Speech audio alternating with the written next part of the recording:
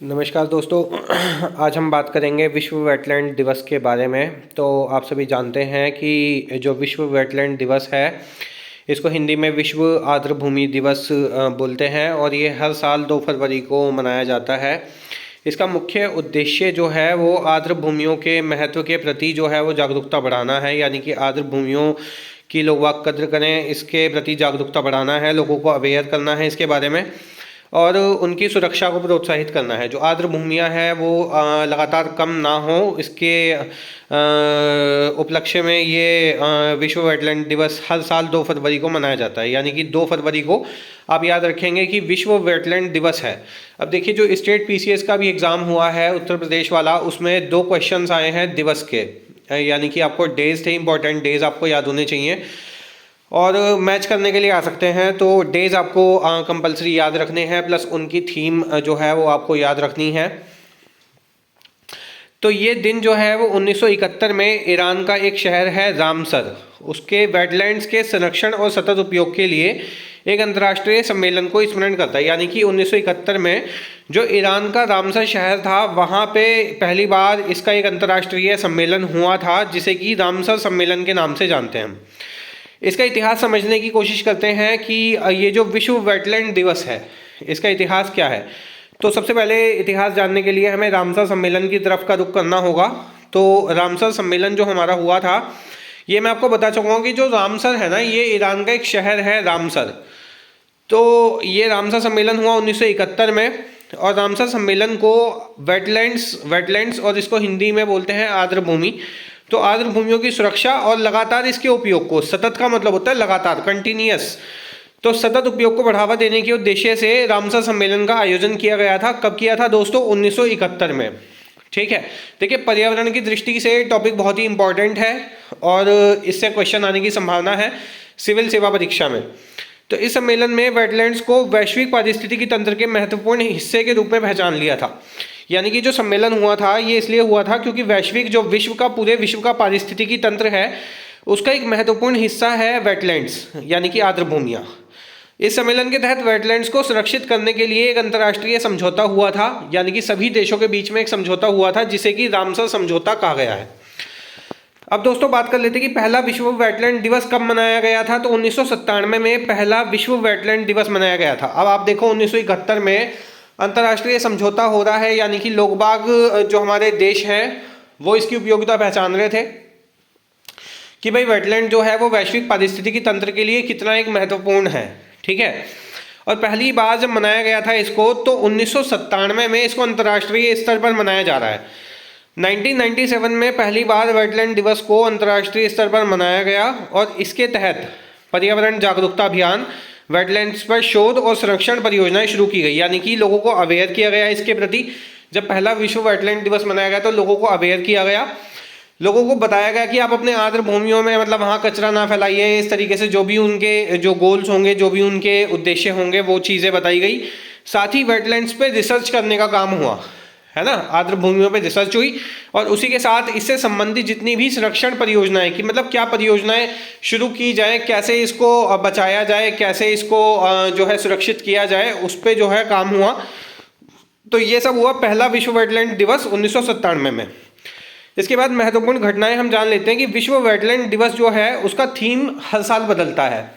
Obvious सी बात है, कोई भी डे हो, ठीक है, कोई भी आप डे लेके चल रहे हैं, चाहे वो विश्व तंबाकू निषेध दिवस हो या कोई सा भी डे हो, तो हर एक की थीम ना हर साल बदलती है दोस्तों। तो ताकि विभिन्न पहलुओं पर ध्यान दिया जा सके, यानी कि उसके जो भी उससे संबंधित एस्पेक्ट्स हैं उन पर ध्यान दिया जा सके। तो हर एक डे की एक अलग थीम होती है हर साल के लिए। तो दोस्तों जिसे वेटलैंड और जैव विविधता, बायोडाइवर्सिटी, जलवायु परिवर्तन, क्लाइमेट चेंज और मानव जीवन के लिए उनका महत्व क्या है। 2021 में इस दिन की 50वीं वर्षगांठ मनाई गई थी। 2022 में संयुक्त राष्ट्र महासभा ने आधिकारिक रूप से इसे अंतर्राष्ट्रीय दिवस के रूप में मान्यता दे दी। अब दोस्तों रामसर साइट्स का महत्व क्या है ये देख लेते हैं हम। तो रामसर सम्मेलन के तहत ऐसे वेटलैंड्स को चिन्हित किया गया जो जैव विविधता और पारिस्थितिकी संतुलन के लिए महत्वपूर्ण है। ठीक है, यानी कि आपकी जो पारिस्थितिकी है उसके संतुलन के लिए, उसका जो बैलेंस है वो बना रहे। रामसर सम्मेलन के तहत ऐसे वेटलैंड्स को हमने चिन्हित करा। भारत में कितने हैं, तो 2024 तक भारत में 75 रामसर साइट्स हैं। अभी हम इनके बारे में पूरा विस्तार से एक वर्णन करेंगे कि रामसर स्थलों की पूरी सूची आपको यहाँ देके चलेंगे हम, ताकि आपको जो है पेपर के लिए दिक्कत ना हो। तो यहाँ भारत में 75 रामसर साइट्स हैं जो वेटलैंड्स के संरक्षण में देश की प्रतिबद्धता को दर्शाती है। ठीक है, अब विश्व वेटलैंड्स का दिवस का महत्व क्या है, तो जलवायु परिवर्तन से निपटने में, अब देखिए जलवायु परिवर्तन एक बहुत ही इंपॉर्टेंट टॉपिक है सिविल सेवा की दृष्टि से, पारिस्थितिकी तंत्र का एक बहुत ही इंपॉर्टेंट टॉपिक है क्लाइमेट चेंज। तो जलवायु परिवर्तन से निपटने में आर्द्र भूमियों की भूमिका पर ध्यान केंद्रित करना सबसे पहली बात। जो हमारे प्राकृतिक संसाधन है यानी कि नेचुरल जो रिसोर्सेज हैं उनके लगातार उपयोग को बढ़ावा देना। ठीक है, और देखिए रिसोर्सेज भी हमारे दो तरह के हैं, एक तो नवीकरणीय और एक अनवीकरणीय। ठीक है, नवीकरण मतलब जैसे कि आपका सोलर ऊर्जा है वो नवीकरणीय है ना। अनवीकरणीय जैसे कोयले के भंडार है, एक लिमिटेड मात्रा में है ना। तो इस तरीके से जो संबंधित है, जैसे पवन ऊर्जा है तो वो क्या कहलाएगा, वो नवीकरणीय कहलाएगा, क्योंकि पवन ऊर्जा जो है अब वो तो नवीकरणीय है ना, उसको किया जा सकता है, दोबारा से प्रोड्यूस किया जा सकता है। ठीक है, तो जैव विविधता, जल संसाधन और पारिस्थितिकी तंत्र जो है उनका सेवाओं का संरक्षण जो है वो सुनिश्चित करना। अब इसका 2023 का जो नारा था वो था प्रत्येक वर्ष इस दिन के लिए एक विशेष नारा या थीम जो है वो तय की जाती है। तो 2023 का अलग है, 2024 का अलग है, 2022 का अलग है, 2021 का अलग है ना।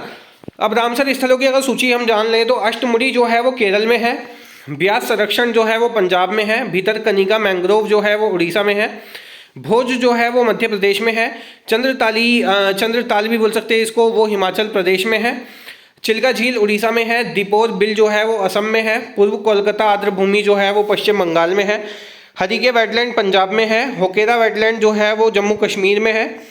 इसी के साथ जो कांजली वेटलैंड है वो पंजाब में है, केवला देव राष्ट्रीय उद्यान जो है वो राजस्थान में है, केशवपुर मियानी कम्युनिटी रिजर्व जो है वो पंजाब में है, कोल्लेरू झील आंध्र प्रदेश में है, लोकटक झील मणिपुर में है, नल सरोवर गुजरात, नंदुर मध्यमेश्वरी महाराष्ट्र में है, नंगल वन्य जीव जो है वो पंजाब में है, नवाबगंज उत्तर प्रदेश में है आपका, पार्वती अर्गा उत्तर प्रदेश में है, पॉइंट कैलिमरे वन्य जीव जो है वो तमिलनाडु में है, बोंग बान झील जो है वो हिमाचल प्रदेश में है, रेणुका भी हिमाचल प्रदेश में है, काफ़ी इंपॉर्टेंट है रेणुका झील, रोपड़ आर्द्र भूमि पंजाब में है, रुद्र सागर त्रिपुरा में है, आपका समन पक्षी अभयारण्य जो है ये उत्तर प्रदेश में है, समसपुर उत्तर प्रदेश में है, सांबर झील राजस्थान इंपॉर्टेंट है।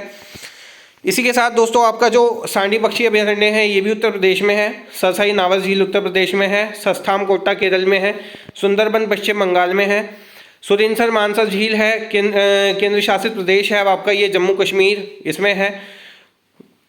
इसके अलावा यहाँ जितने भी आपको दिए गए, वुल्लर झील है आपकी जम्मू कश्मीर में है, वेमनाड केरल में है, ऊपरी गंगा नदी जो है वो उत्तर प्रदेश में है, काबरताल या काबरताल झील है बिहार बेगूसराय में, सूर सरोवर जो है वो उत्तर प्रदेश आगरा जिले में है, लोनार झील महाराष्ट्र बुल्ढाना जिले में है, लोसोकारो लद्दाख लेह जिला में है, सुल्तानपुर नब हरियाणा में है, भिंडावास हरियाणा में है, थोल झील गुजरात में है, बाधवाना वेटलैंड जो है वो गुजरात में है।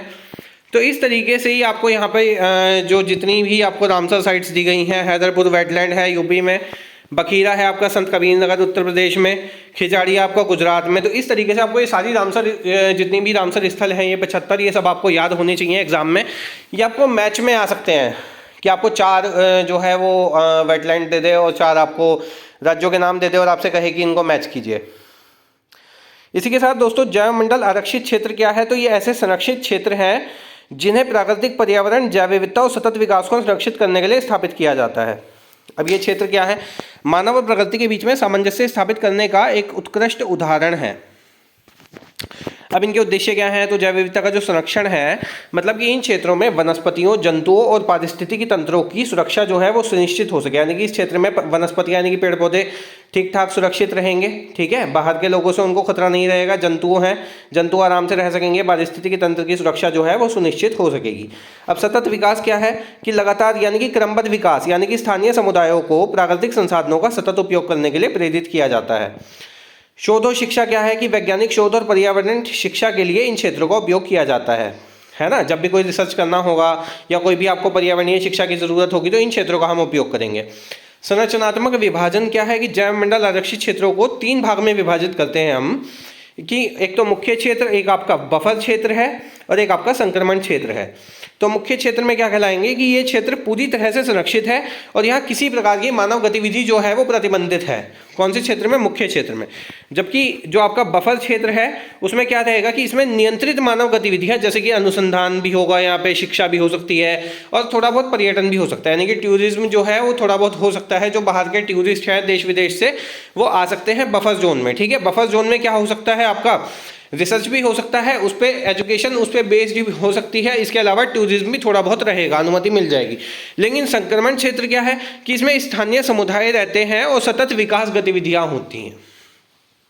इसमें लगातार डेवलपमेंट से संबंधित गतिविधियां जो हैं वो चलती रहेंगी। ठीक है, तो वर्ष 1971 में यूनेस्को ने मैन एंड बायोस्फीयर कार्यक्रम के अंतर्गत जैव मंडल रिजर्व के कार्यक्रम की शुरुआत की थी। तो जैव मंडल रिजर्व की स्थापना का जो उद्देश्य था वो ये था कि जीवन के सभी भागों और इसके सहायक तंत्र के सहित इसे पूर्ण रूप से संरक्षण प्रदान करना है, ताकि ये प्राकृतिक पारितंत्र में अनुश्रवण और आकलित परिवर्तनों के लिए संदर्भ तंत्र के रूप में कार्य कर सके। विश्व का प्रथम जो जैव मंडल है उसकी स्थापना कब हुई थी? तो 1979 में, 1979 में हुई थी। और तभी से जैव मंडल रिजर्व नेटवर्क की संख्या विश्व के 117 देशों में 610 पहुंच गई है। लेकिन अपने यहाँ कितने हैं? अपने भारत की अगर हम बात करें तो यहाँ पे 18 है, जिसकी लिस्ट मैंने यहाँ दी है कि जैव मंडल आरक्षित क्षेत्रों की सूची है। तो अचानक मार्ग जो अमरकंटक में है इसकी स्थापना की तिथि भी दी है आपको कि 30 मार्च 2005 को, और इसका जो क्षेत्रफल है वर्ग किलोमीटर में वो 3835.51 है। इसी के साथ अगस्त्य मलाई आपको दिया है यहाँ पे कि 12 नवंबर 2001 को इसकी स्थापना हुई थी। इसी के साथ कोल्ड डेजर्ट है, दिहांग दिबांग है, डिब्रू सखीकोवा है, डिब्रू सखोवा, ग्रेट निकोबार, मन्नार की खाड़ी, कच्छ, मानस, नंदा देवी, नीलगिरी, नोकरेक, पंचमढ़ी, और आपका ये आपका पन्ना है, शेषाचलम है, सिमलीपाल है और सुंदरबन है। तो देखिए दोस्तों, ये आपका इसमें जैव मंडल हमने पूरा कवर किया है। जैव मंडल के साथ इसमें हमने पूरा रामसर स्थल आपका पूरा कवर किया है। इसी के साथ आपका इसमें विश्व वेटलैंड दिवस हमने पूरा कवर किया है। आशा है वीडियो आपको पसंद आएगी। वीडियो को लाइक कीजिए, हमारे चैनल को सब्सक्राइब कीजिए ताकि आपको ऐसी सभी वीडियो फ्री में मिल सके। धन्यवाद।